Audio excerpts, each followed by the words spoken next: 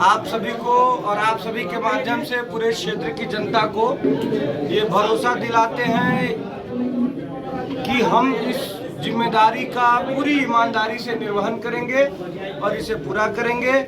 जो विश्वास हमारी पार्टी ने हमारे ऊपर दिखाया है, जो जिम्मेदारी हमें सौंपी है, उस पे हम अपने तन मन धन से इस पे खरे उतरने का पूर्ण प्रयास करेंगे।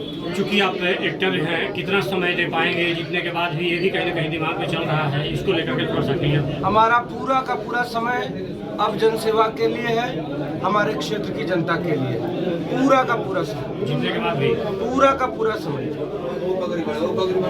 अच्छा, जो अभी बीच बीच में असमंजस में था, कभी कभी सोशल मीडिया पे वायरल हो जाता था कि अपने निजी ग्राम से पीके सर जो है यहाँ से चुनाव लड़ेंगे, और बीच बीच में लोग पूछे भी थे आपसे, लेकिन पार्टी का विश्वास आपके ऊपर अडिग था और आपको भी विश्वास था कि नहीं, मुझे पार्टी से या जनसुराज से टिकट मिलेगा। नहीं तो ये मैं इसके लिए कभी नहीं आया हूँ। मैंने जब भी हमसे पूछा गया, हमने ये कहा कि करहगर में अगर आदरणीय प्रशांत किशोर जी लड़ते हैं तो ये करहगर के लोगों का सौभाग्य होगा।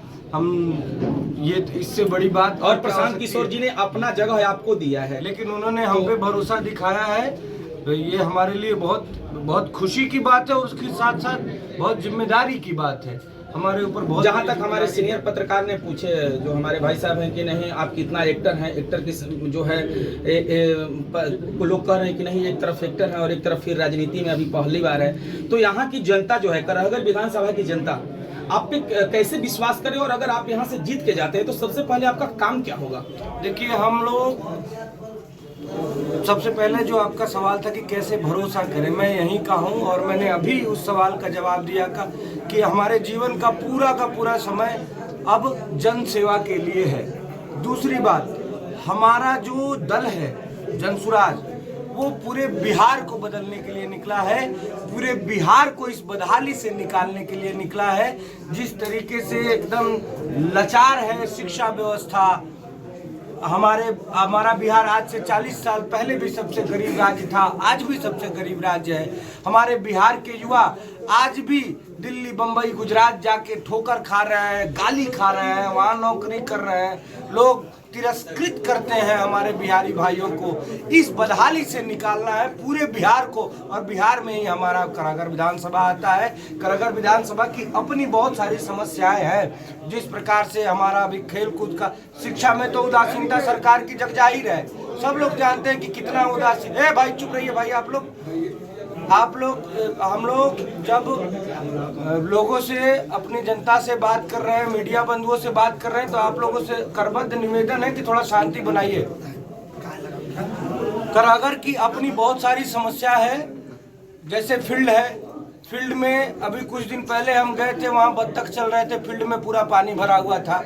अक्सर गांव में जाते हैं हम लोग तो वहाँ जल निकासी की समस्या नहीं है। जो नाली का पानी होता है वो गली में बहता रहता है, बच्चों के पैर के माध्यम से घर में जाता है, बुजुर्गों के पैर के माध्यम से घर में जाता है, लोग पैर के माध्यम से फिर हाथों में आता है, उसी हाथ से लोग कुछ खाते पीते हैं, वो पेट में जाता है, शरीर को बीमार करता है। और अगर कोई बीमार हो जाए तो अगल बगल, पूरे करहगर विधानसभा के अगल बगल कहीं भी अच्छी चिकित्सक, किसी को गंभीर बीमारी हो जाए तो कहीं जाके इलाज नहीं करा सकता है, या तो उसको बनारस भागना पड़ेगा या तो पटना भागना पड़ेगा।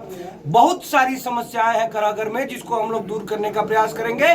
लेकिन हम लोगों को सबसे पहले पूरे बिहार को इस बदहाली से निकालना है, जिस बदहाली में वर्षों से बिहार, दशकों से हमारा बिहार है। क्या संदेश देना चाहेंगे करहगर को? संदेश करहगर के साथ साथ पूरे बिहार वासियों को हमारा संदेश है, हमारा संदेश नहीं, प्रार्थना है आप सबसे कि इस बार बदलिए बिहार को। आप लोग इस बदहाली से निकालिए, जाति पाति से ऊपर उठकर।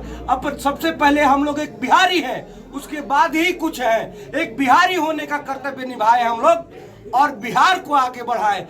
कब तक इस बदहाली में जीते रहेंगे हम लोग? आज मैं वही बात फिर से दोहरा रहा हूँ, आज से 40 से 45 साल पहले भी हम लोग सबसे गरीब राज्य थे, आज भी सबसे गरीब राज्य है पर कैपिटा इनकम के अनुसार। आज से 35 से 40 साल पहले भी पढ़ाई लिखाई शिक्षा दीक्षा साक्षरता दर में सबसे नीचे थे और आज भी सबसे नीचे है। हमारे युवाओं को बिहार में रोजगार नहीं मिलता है। हमारे युवा दिल्ली बंबई में जाके ठोकर खाते हैं, नौकरी करते हैं। महाराष्ट्र में देखिए कहा जा रहा है बिहार के लड़कों से कि आप मराठी बोलिए। कहां से मराठी बोलेंगे, कहां से मराठी बोलेंगे? तो जो नहीं मराठी बोल पा रहा है उसको मारा जा रहा है, पीटा जा रहा है। और आज से पहले नेता हमारे बिहार में कहते हैं कि बिहारी नहीं जाएगा दिल्ली बंबई तो दिल्ली बंबई बंद हो जाएगा। अरे तो हम लोग ठेका लेके रखे हैं बिहार के लोग दिल्ली बंबई को चलाने का। हम लोग को रोजगार चाहिए अपने बिहार में। हम लोग कोई ठेका नहीं लेके रखे हैं दूसरे राज्यों को चलाने का। हम लोग अपने बिहार को बढ़ाएंगे, बिहारी का कर्तव्य निभाएंगे। जिस प्रकार से आदरणीय प्रशांत किशोर जी एक बिहारी होने के कर्तव्य को निभाते हुए अपना सब कुछ छोड़कर बिहार में आके दर दर घूम रहे हैं, लोगों को जगा रहे हैं। मैं भी आया हूं उनके इस अभियान में उनका साथ देने के लिए। उनके इस जो बिहार बदलाव का अभियान है उसको हम लोग एक न एक दिन अंजाम तक पहुंचाएंगे और बिहार को बदल के रहेंगे।